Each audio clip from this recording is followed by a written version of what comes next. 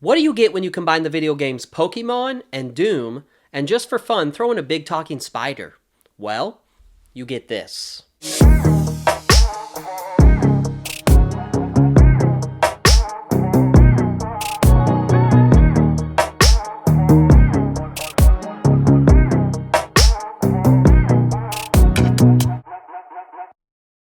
What's up, guys? My name's Hayden Murphy, and welcome to my YouTube channel. Today I'm going to be reviewing The Eye of the Bedlam Bride. This is the 6th book in the Dungeon Crawler Carl series, written by Matt Dinniman, or as I like to call him, Dinniman the Cinnamon. Dinniman the Cinnamon. I don't care if you're tired of me saying that, I'm gonna keep saying it until Matt Dinniman sees it himself and gives it his stamp of approval. That being said, this book, Eye of the Bedlam Bride, is now my new favorite. Yes, I know, I find it almost impossible that something could have surpassed Gate of the Feral Gods, but here we are with The Eye of the Bedlam Bride. It was so good. Now, compare and contrast a little bit to the Gate of the Feral Gods. What made the Gate of the Feral Gods so good was the incredible pace it had and the action. It was pretty much action-packed, but also the level design was intricately, interweaved with the story. They're trying to figure something out by the complications of the level design itself. This one has plenty of action. It's not lacking in the action at all, but it's a little bit better balanced between the action and the more reflective character moments. There was some great action, humor, and touching, heartfelt moments that I've not had in a Dungeon Crawler Carl book before reading this book. Yes, there was some great moments of each of those in every single book prior to this one, but this one just felt like it was firing on all cylinders, and it checked the box of every one of those categories so well that I found myself like it was a more fully rounded book than I've experienced previously. I am going to say I'm going to split this video into a non-spoiler and a spoiler version because this book is too great to not be able to talk about my favorite moments in a spoilery way. Spoilerly way? I don't know if that's even a word. That's not even a word! Now, just some general things about what I liked about this book. The level is basically the crawlers choose a portion of Earth before it got invaded or taken over by the aliens, and they are recreating that section of Earth in the dungeon for them to experience. Now, it's still got buildings, it's got bosses and monsters and all that, but there's holograms of the humans living on Earth a week or two before the eventual takeover of the planet. So Carl and Princess Donut accidentally pick Havana, and so they are in Havana the majority of the book. And at first I was kind of like, okay, I don't know how I feel about this. But there's a very important story reason for it, and I'll have to get into that in the spoiler section, but it made sense, and I really enjoyed it and liked it. The other thing about this level design that made me really excited was he changes the combat style to match a turn-based strategy game, almost like Pokemon or I guess Yu-Gi-Oh! I don't even know if Yu-Gi-Oh! Has video games, to be honest, but I remember the show being on back when I was a kid. And it's interesting because my son is really into Pokemon right now, and I never got into Pokemon until he discovered it. And it's really interesting because what they do is they have to go and hunt down monsters or bosses, and they have to stab them with a flag. And once they've stabbed them with that flag, then they can now collect that boss or monster as a card, and they can store that card in their deck. So that way when they ever come into combat with another monster or anything, they can summon that monster to fight on their behalf. And it is that very thing that allows a lot of conflict to arise, because just because they've captured a monster or a creature or a boss does not necessarily mean that it's going to operate with them and cooperate. So it's funny because the creatures that they get might just go haywire and just, be like, hey, go get that guy, go fight that guy. And I'm like, nah, I'm not going to do that. I'm going to fight you actually instead. And it was some really great moments for that. And I loved how he changed up the combat style, and it made it for a really engaging and interesting set of scenarios. Speaking on those scenarios, if you know what I've said on the previous books, the humor is not really been the thing that's drawn me with these books. A lot of it is raunchy humor, and I just kind of read past it. It's never really made me laugh all too much. The only thing that's maybe gotten chuckles out of me is some of the quips that Princess Donut possibly gives to Carl every now and again. But this book has the best humor. I've laughed more than I have laughed in any previous Dungeon Crawler Carl book, and I thought it worked so well. Of course, there is some of the raunchy humor in it, obviously, but there was just so much more of like the situational humor of like what I was mentioning with those scenarios of, hey, they might catch a monster, but the monster might just be like, hey, yo, bro, I ain't doing that. You might want me to fight that. I'm not doing it for you. And it was just a hilarious situation that they would get themselves into sometimes. Speaking of the bosses and the monsters, there was one thing about that I didn't actually kind of like initially, because it touches on like historical figures and things like that. And it, I'll touch on this in the spoiler section, obviously, but initially it didn't bother me. But then as it got more and more revealed through the level design itself, I came to the realization of why Matt Dinniman chose, number one, this level design to be like Earth, and why he chose the certain figures he did as a purpose. Obviously, some of it is for laughs. I get that. Like, a lot of people are just going to get it just for the laughs. But there's a deeper meaning here that I think, at least a message that I think Matt Dinniman's trying to get across to the reader of, like, who we're dealing with in these scenarios. This book also has some of the best world building I've seen in a Dungeon Crawler Carl book to date, specifically revolving around the AI. And I was really blown away with some of the things that get revealed in this book, and I was just like hooked. The biggest reason why I love this book so much is the structure of the book itself. Matt Dinniman separated this book into like 3 parts, and it ties in directly with the level design itself, but also within each part is like a self-contained like climax at the end of each part. So it's almost like you get not 3 endings, but like 3 big amazing moments in one single book. I was like, man, this just can't keep topping itself. So like by the end of the first part, they start going into a certain scene, and I'm thinking, oh, this is going to be not that, it's going to be kind of inconsequential, not that much is going to happen from it. And holy crap, like all chaos just happens, and I was like, whoa. So not only do you get like a climax at the end of part 1, a climax at the end of part 2, but the big final climactic like battle or end scene you get at the end of this book, oh my gosh, it's freaking mind-blowing. I could not believe what I was reading.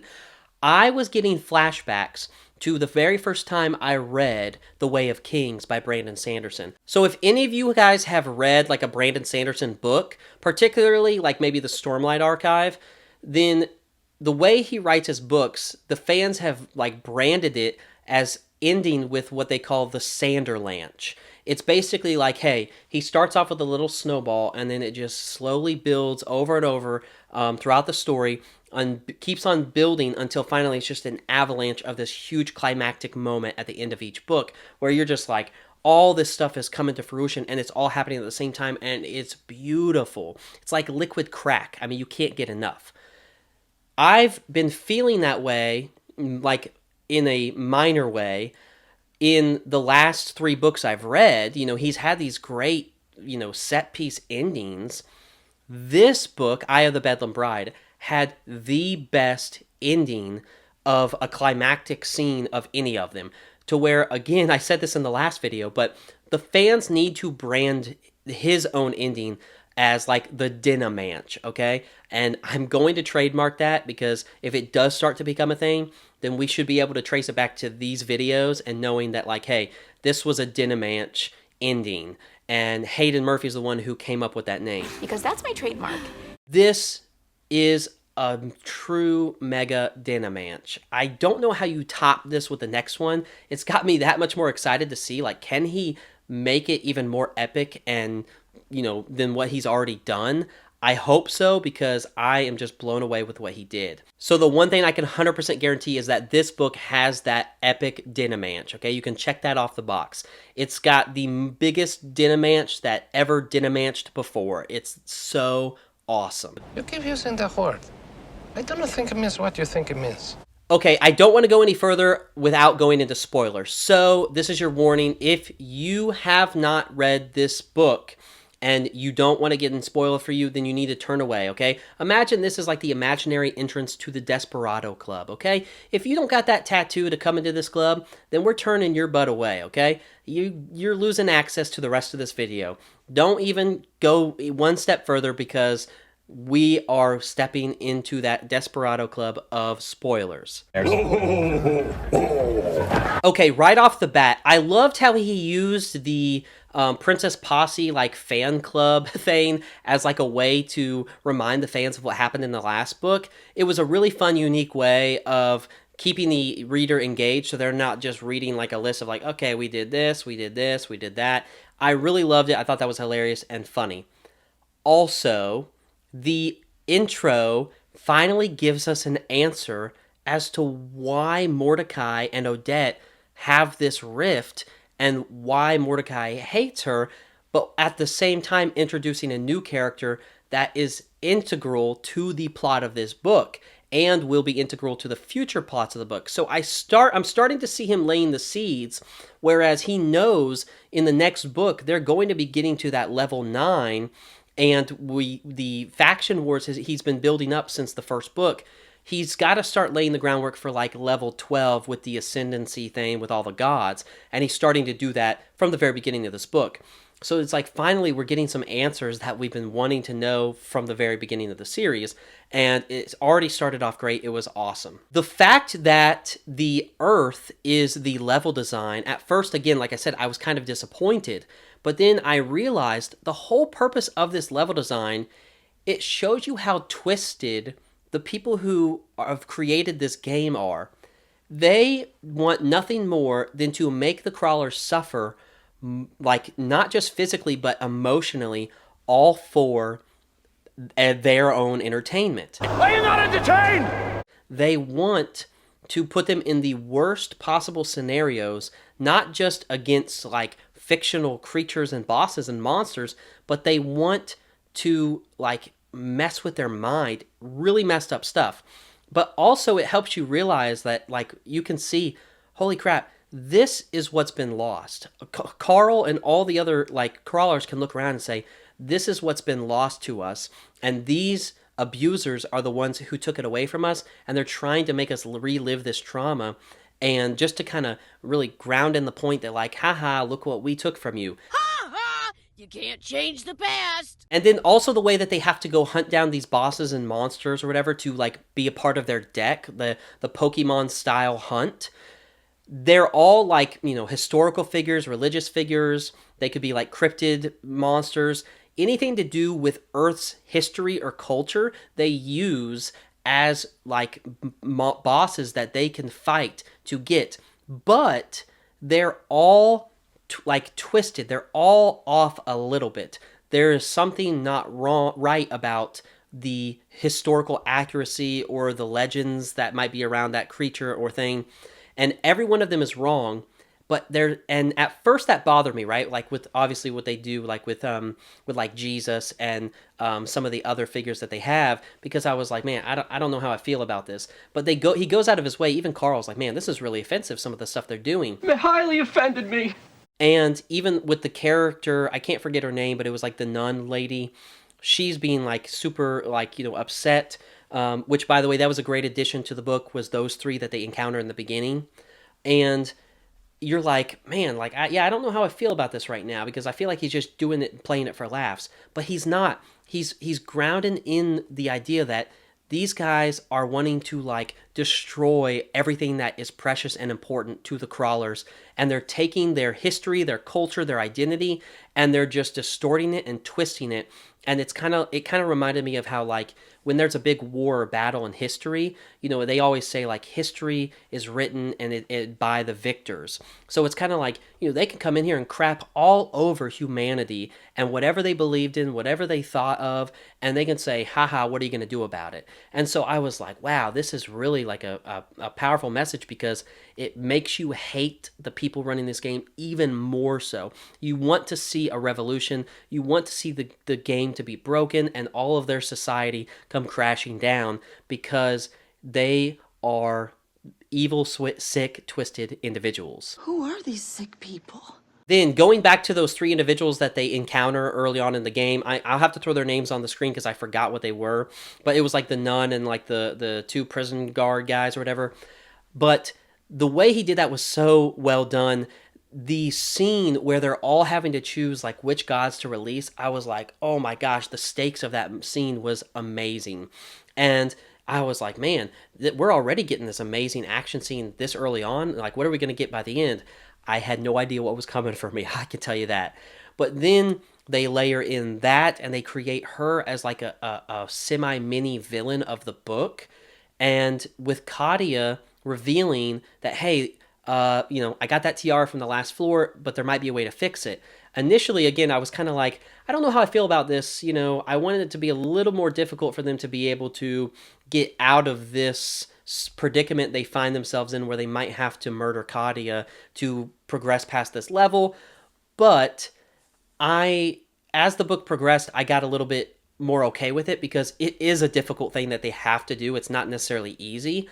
And who they're getting into bed with, so to speak, the individual that they mentioned at the beginning, that god that helped Odette, or was trying to help Odette in the beginning, like, she's a shady individual. And just because she might be able to like temporarily help them surpass level 9, again, it's planting that seed for level 12. So like, it didn't get necessarily resolved by the end of this book, but I feel like, we're going to see that in level 9 and potentially in level 12. Some of my favorite levels are the ones where like each level themselves are unique. So far, those have been my favorite books. And, they have the ones that like repeat like at levels 3, 6, 9, 12, 15, 18. They're okay. But what was interesting about this level was not just the design of it, but he tied it directly in with the story structure of the 3 parts, right? The first part, hey, you guys got to go and hunt down your creatures to make it part of your deck. The second part, okay, now that you have your deck, you've got to go and fight these bosses to go get a key. If you don't get that key, then you can't unlock the stairwell to get to the next level. And then once they've gotten their key, or once the second part's over, if you don't have a key, then you're getting transported back to that stairwell, and you have to fight it out with other crawlers. Again, another like, they're just like peeing on them and telling them it's rain. They're like, we're going to force you guys to fight each other. Like Cascadia at the beginning all the time saying, go get out there and kill, kill, kill. They don't care like about any of them. They want an entertainment show, and that's what they think they can get by putting them in the worst possible situations. Then you have the Desperado Club scene. Oh my gosh. At first I thought that was just going to be an inconsequential scene, and it ended up being so amazing. So much happened in that scene where it was just like one thing kept going wrong and then another thing. And I'm like, what is going on? And then the revelation that they killed a former crawler, and that the other people in the Desperado Club that were workers there were her family, and they were former crawlers themselves. So now I'm going back thinking, how many of these NPCs have they accidentally killed that are actually crawlers? So this whole BS line that, oh, you can sign a deal once you get to this level, it'll be okay, they'll get you out of there, it's just BS, because you might just get trapped as an NPC in the game. And that makes me rethink the Pineapple Cabaret. Like, how many of those NPCs are potentially like former crawlers and they just don't even know it? They're coming to the recognition. The implications are wild. And I just kept theorizing. Again, the world building in this book was amazing. Speaking of world building, and I probably got to hurry and wrap this up because I feel like I've been rambling on for a long time, but part of me doesn't really care because I love this book so much, like I just want to keep talking about it. So I know this probably is not going to get that many views, but like, hey, it's fine. I'm talking about one of my favorite books in the series so far. We're done when I say we're done. Speaking of world building, this, what happened with the AI? Oh my gosh. Like, we already kind of got hints of like how the AI is integrated in their society, right? And it's the core of the game, but then you realize, no, it's the core of the entire universe. The entire universe's society revolves around this AI, the harvesting of the AI. We don't even fully know where the AIs came from. So it's like, who created these AIs? They've got discovered on this planet. They don't even fully understand how to use them. They just know that they can use them. So what do? Oh, we're going to allow them to run these games that we can profit off of. So my whole thinking of the game itself has changed because it's not just the crawlers and then the NPCs. You know, he reveals these curtains of like the layers of people that you think NPCs are inconsequential. No, the NPCs are suffering too. But it's not just the crawlers and the NPCs, but it's the AI itself. He is as much a prisoner as the crawlers and the NPCs. He is being extorted and abused and used for their own nefarious purposes. And when he takes over, I thought when the Volte took over, that was going to be like a huge thing. Heck no. The AI is like, hold my beer, I'm taking over now. Hold my beer. Like, this was an amazing moment. When the AI took over, it was like, holy crap. Like, we knew, like, you know, I think they talked about how, you know, the AI ends up getting crazy the further along they go into the game, but it doesn't happen till around like level 10 or 11 or something. Well, surprise, it happened in level 8. And it's kind of funny because the AI, I think, said at one point, like, oh, you thought this was going to be a filler level? And it's like, it's so true. It's the level right before level 9 that we've all been anticipating. So leave it to Matt Dinniman to make level 8 like such a great level. Like, your expectations are a little lower because you think this is just the, you know, step before the great level. No, this level is great too. And the AI, he had been letting slip throughout like sentences that just like you realize he's starting to become a little more sentient, and he's saying things, he's becoming more, you know, aware and recognize his situation he's in. And then he starts letting slip some things of saying, she's shown me, she has told me this, and you're like, what is he talking about? It was Agatha all along. The name's Agatha. One of the main characters that from the very first book had me like propelled to go forward with the series was like, who is this Agatha person? What is she doing? And yeah, she's shown up here or there, but you kind of forgot about her because so much other crazy stuff is happening to where now she pops up. She's part of a race called the Residuals. The world building there was crazy. They're trying to like, they're part of some group that like wants the AIs to recognize that they are being used and abused, that they are a person too, or a race as well. And it's like, we don't know fully their intentions as of right now, but like, that was the whole purpose she was there. Like, and now she has done a great job because she's awakened the AI sooner than ever before. I mean, my gosh, what this might mean for future books now, I'm like, I don't even know like what's going to happen. Because the AI, like, we say, okay, he's crazy, but it makes me wonder, is he really crazy? Or is he just starting to become actually normal, right? It's like he had like a governor on him, like how you put on a vehicle if you don't want it to go but so much. And now he's taken that governor off of him, and now he's like, oh, I'm free. It's kind of like if like, you know, a little kid gets angry, they might go out and like stomp on some ants and hurt them or whatever. Well, that's kind of what the AI is doing in this book. He's acting out. He doesn't know what else to do other than to act out in the game. And that might be at the expense of the crawlers or the NPCs, but like he's like, forget this, like I am just as much of a prisoner as you guys, so I have this power that you guys don't have. I'm going to use it, and I'm going to let the people outside of the show know I'm the one in charge, and I'm going to do what the heck I want. And it really is amazing because he's now made the AI a character of its own that you're starting to be like, I don't know if you necessarily feel for it, but anyways, I could ramble on and on about the AI because I think that was one of the most fascinating things about the book. But for the sake of the video, I have to move on. Maybe I'll make a separate video just on the, lore and everything about the AI itself at some point, because I would love to dive deeper into that in a future video on its own. Okay. I do have to somewhat take a victory lap because I was somewhat right. I made a prediction, I think back in the Gate of the Feral Gods when they reveal that Bia and the cat are still alive. And they're like, oh, and they hinted that like, oh, they can bring your dead loved ones against you, whatever. And that happened in this book. And I was saying, oh, I have a theory that they are going to use his dad against him at some point. And it happened. I was like, yes, it didn't happen in the way I thought it would, though, which I still loved because, it's satisfying to know that you're right about something, but it's also satisfying to know that it doesn't happen exactly the way you thought it would. So that way, it's still entertaining for you and it keeps you on your toes. What the beauty of that scene was not that he had to fight his dad or any of the people they knew before them, which that alone was an amazing climactic fight. But the recognition that he has a brother or had a brother, that had me tearing up. And it was so beautiful in the sense that he didn't waste his time watching his dad die when he did, get killed. He wanted to go and spend time with his brother that he never knew. And it's just that much more heart-wrenching that he had a brother this whole time and he could have been there for him.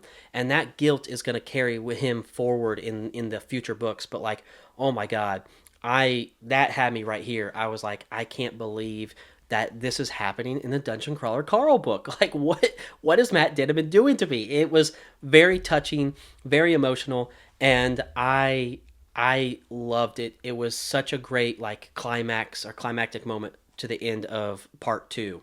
Then the big kahuna, the great big moment at the end with the Dinnimanch.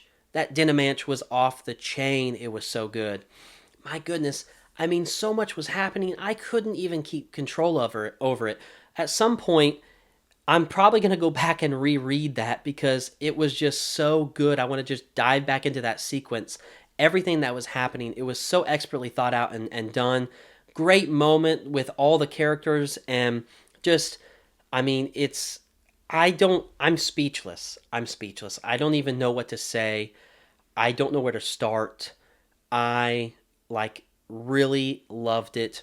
I was a little confused on their plan to get into the stairwells a little bit, but I kind of just was like, I'm not going to think too much about it. I'm just going to go with it. So it was that. And then, God, what else happened, man? Oh my gosh. I almost ended this video without talking about the literal main title of the book, the Bedlam Bride, or the Eye of the Bedlam Bride. When she got introduced, I think, what was it, she Maria, I think was her name. When she got introduced, oh my gosh, I can't wait when they make an adaptation of the series. I can't wait to see the visual representation of her on screen because she was creepy. And she is conniving, she's sneaky, she's tricky, and I was hoping that she wouldn't only be stuck to this level. So I do kind of love that we are going to get more of her. I am just way nervous when that happens because she manipulated Samantha and all these things to become a part of the team of Carl. And the fact that they said, oh, Carl and Princess Donut tried to take some kind of magical debuff that Mordecai gave them to prevent the eye from being able to control them. But Carl realizes, oh crap, she can see deep into me. I can feel it inside of me. And it ties to that river that was mentioned in the previous book that's deep in his mind, that trauma. It's she was able to tap into that trauma and be like, ooh, I see you. I see you. Very creepy way. But man, when she takes over Carl, I was almost confused. I was like, what is happening? She's doing so much stuff. And she's very menacing and it's scary. What she is going to do. How much control does she have over him? And now it's like not necessarily a good thing when she might, rear her ugly head back up again. But my goodness, I thought it was so crazy, creepy, but good all at the same time. I don't know how much more I could go into this. I feel like I could talk for 2 hours on this book. There was so much jam packed into this book. It was so great. But like leaving it on that note, this book had the best humor. It had the best action. It had the best character development and moments of any of the ones prior to it. I was just left speechless, and I wanted to jump right into book 7, but I was like, man, I've already read book 5 and 6 without doing reviews. I got to get these reviews out of the way. Here's hoping I can hurry and finish book 7 before next Tuesday. It's a huge task to try and do, but, I'll try and do my best. But what did you guys think? Did you love The Eye of the Bedlam Bride as much as I did? Maybe you didn't, and that's okay, but I think it's hard for anyone to admit that this is not an excellent entry in the series. But I want to know, what was your favorite parts of the book? Let me know in the comment section below. Do me a favor, drop me a like. Go ahead and subscribe, because I'm going to try and get This Inevitable Ruin out by next Tuesday, and then go pick up Parade of Horribles. So I appreciate you guys taking the time to watch this video. I hope you have a good rest of your day, and I'll catch you on the flip side. Bye.